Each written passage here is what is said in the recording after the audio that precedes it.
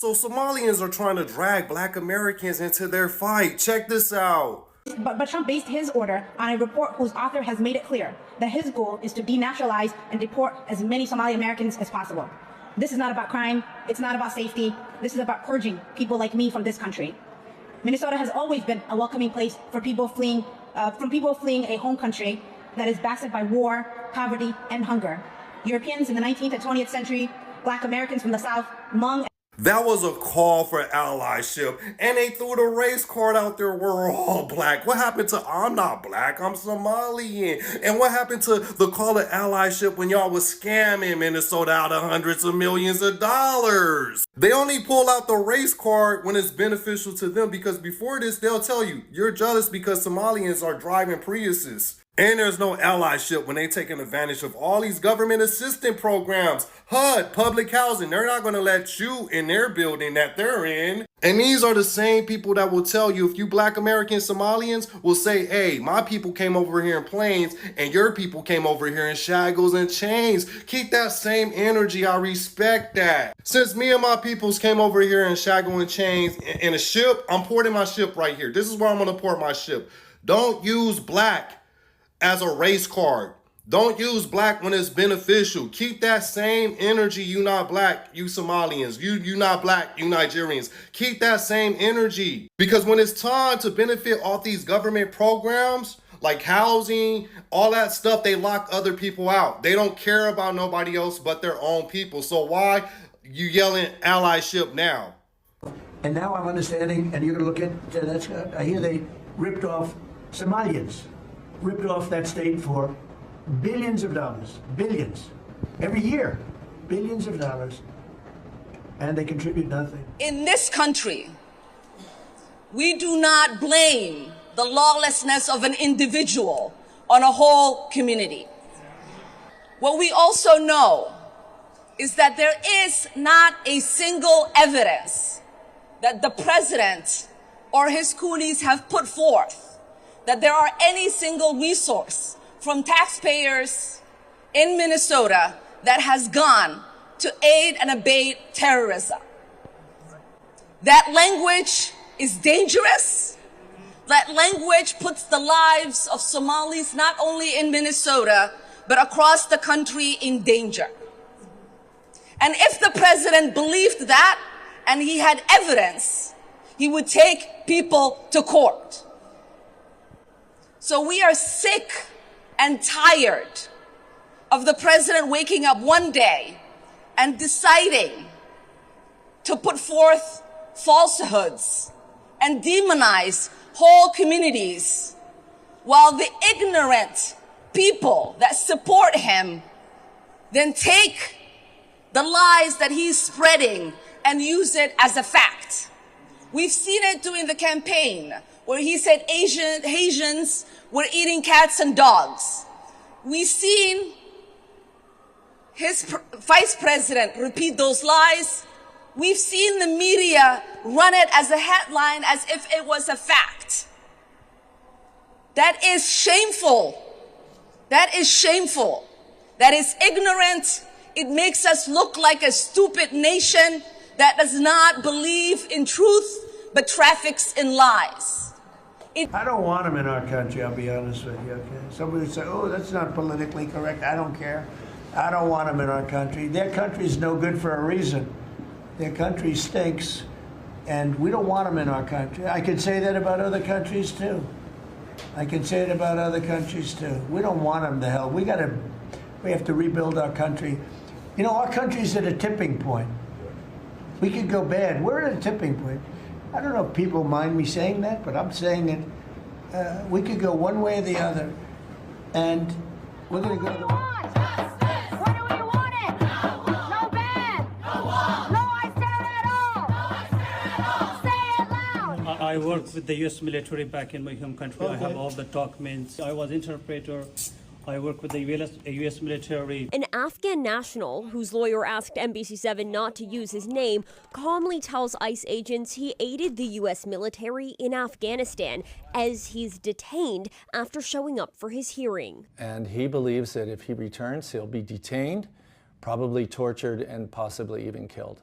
His attorney, Brian McGoldrick, tells NBC7 his client has ample documentation verifying he worked with the military, providing vehicles and serving as a translator, but that he wasn't able to make it out during the U.S. withdrawal. McGoldrick says the man feared for his life under Taliban rule. Well, while he was in Afghanistan, he was threatened repeatedly.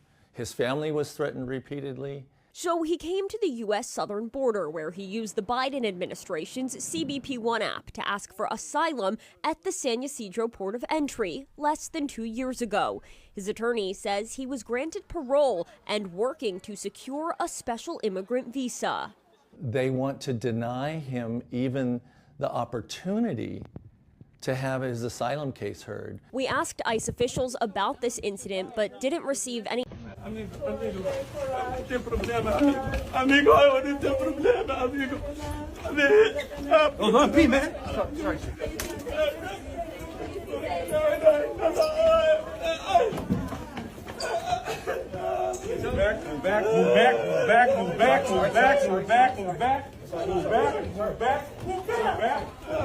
Out the way, Bills, out the way.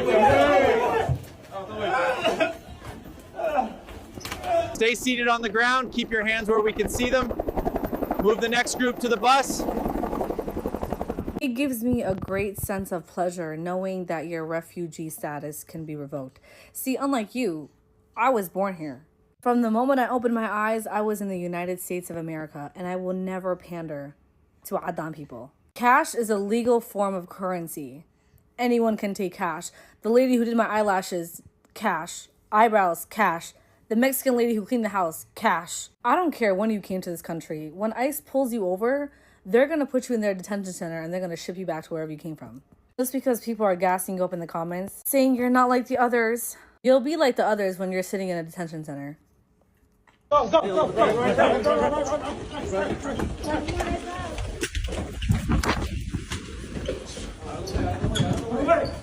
Stand back! Stand back! Move back! This is the freedom. I'm coming to my process immigration. What country are you from? I'm from Western Sahara. Good afternoon. My name is Jacob Fry. I'm the mayor of Minneapolis, and we are here to respond to a number of credible reports from several media outlets relaying that there are as many as 100 federal agents that will be deployed to the Twin Cities with a specific focus on targeting our Somali community. To our Somali community, we love you and we stand with you. That commitment is rock solid. Minneapolis is proud to be home to the largest Somali community in the entire country. They've been here for decades in many instances. They're entrepreneurs and fathers. They benefit both the culture and the economic resilience of our city. Targeting Somali people means that due process will be violated. Mistakes will be made. And let's be clear, it means that American citizens will be detained for no other reason than the fact that they look like they are Somali. That is not now and will never be a legitimate reason. For decades, the Somali community has added greatly to our city. The economic fabric, their hard work, their leadership, it has made Minneapolis a better place. We are not given advance notice or inside information about these kinds of operations. But here's what we can promise. We will not compromise our values here in Minneapolis. Our values and our commitment to the Somali community, to every community of immigrants and people in our city, is rock solid and will be unwavering. Our police, many of whom are Somali themselves, are trusted partners in keeping people safe. They will not collaborate with any federal agency around doing immigration enforcement work. Our city staff and our law enforcement will not ask the question as to whether an individual is documented or not. And by the way, there are more than 80,000 Somali people living in Minnesota. Almost all of them are both documented and citizens. And the city has worked with community partners who have compiled Know Your Rights information. And so here's what we know. You have the right to remain silent, and you have the right to a lawyer. You can refuse to sign documents until that lawyer is present. You have the right to not open the door unless a warrant has been shown. The City of Minneapolis provides free immigration legal resources. And if you or a family member or a loved one needs access to a lawyer, go to our website or call 311. And we're going to work with our partners. Partners like the City of St. Paul. Partners like the state of Minnesota. To do everything to support our neighbors and to coordinate on any incident that happens. Obviously, this is a frightening moment for our Somali community. There have been many frightening moments over the last several months to our immigrant communities in Minneapolis. In Minneapolis, our diversity is diverse. People come from 1,000 different backgrounds, mentalities, and perspectives with one beautiful thing in common. They love our city and they're proud to call it home. And we're going to stand with them every step of the way. But we need to also be demanding better from an administration who is intent on targeting people and committing so much time, energy, and money to terrorizing certain groups within our community. That's arrest of a Somali immigrant in Minnesota seen pictured with local Democrat leaders, Governor Tim Walz and Congressman Ilhan Omar. ICE says that he was convicted of welfare fraud in Canada and should not have been eligible for temporary status here in the United States. Correspondent Garrett Tenney tells us the backstory here from Chicago. Hi, Garrett.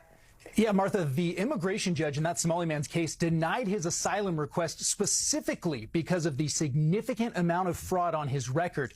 That was in 2004, but for some reason, Abdul Dahir Ibrahim was granted temporary protected status for 10 years, even after he had an order of removal. Altogether, DHS says it has arrested more than 12 individuals so far as part of its newly launched Operation Metro Surge in the Twin Cities. Why did I see a tweet today talking about the fact that Trump is targeting Somali people in Minnesota is going to put Black Americans at risk? I don't think so. I think that Black Americans and Somali people don't look anything alike. First of all. Second of all, they don't even consider themselves black. We are Somalis, not black. There, I said it. Somalis are not black. Let me explain why. Looking at me right now, chat, am I black? I'm literally brown. I'm literally brown, bro. Think about it as well. Somalis are Arabs. We're in the Arab leagues. We speak the Arab language. We eat the Arab food. Bro, think about it like this, bro. If a whole community doesn't regard themselves as black, we can't be black, bro. Somalis are not black. Now, before you disagree with me, I just want to say, listen, right? There's no such thing as the term black. The term black only came about in colonization. I don't have to accept that, Sahib. That's why the other day when I was in a place, someone said to me, "Are you black?" I said, "I'm not black, Sahib. I don't accept that term." Somalis are not black. There's a difference between African and black. You think that a person, any person, can't tell the difference between a Black American and a Somali person? I don't think so. I think that you can tell the difference between the